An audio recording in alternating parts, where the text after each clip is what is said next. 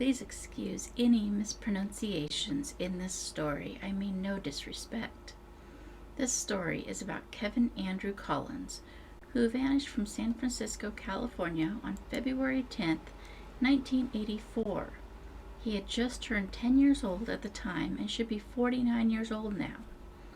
Kevin lived with his parents, David and Ann Collins, and 8 siblings. Kevin left early from basketball practice in the school's gymnasium between 6:10 p.m. and 6:30 p.m. One of his older brothers, 11-year-old Gary, normally would have accompanied Kevin to basketball practice, but was homesick that day.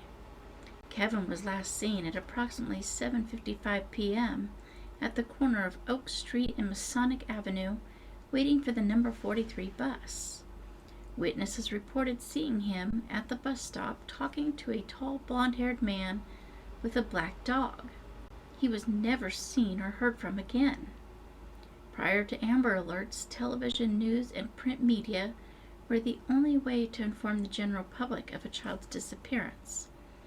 Following the evening of Kevin's disappearance, posters with his picture were distributed and displayed on telephone poles and storefront windows around San Francisco.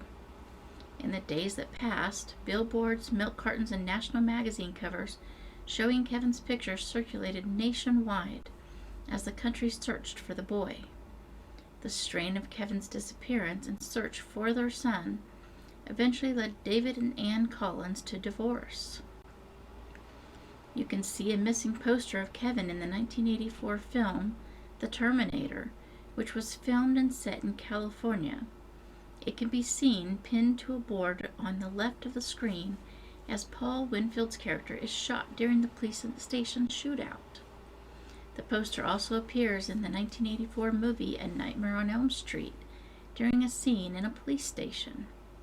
At some point during the investigation, it was learned that the man Kevin was talking to was Wayne Jackson. He was a drifter who went by many names, including Dan Therian. He lived down the street from the school. Wayne died in 2008, but since 2013, authorities have been trying to offer Jackson's partner, who lives in Canada, immunity to tell them what he knows, but they've had no luck with him. David, Ann, and Ann's brother Michael set up a foundation to search for missing children, but they shut it down after 12 years because it was too painful when they would find children no longer alive. On November 14, 2005, a man pled guilty to stealing Kevin's name when applying for a passport. Thinking that the case was too old for anybody to remember, he applied using the name Kevin Andrew Collins and provided falsified documentation to obtain a passport. A State Department employee who was processing the paperwork remembered that Kevin Collins' abduction and alerted authorities.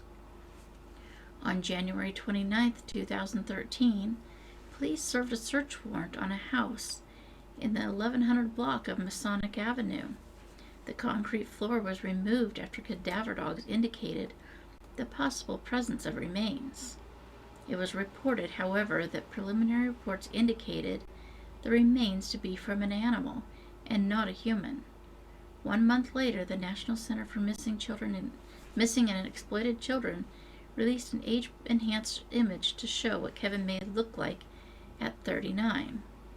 I would like to believe that someone has raised him and that he has survived for the past 49 years, no matter how he came into their custody.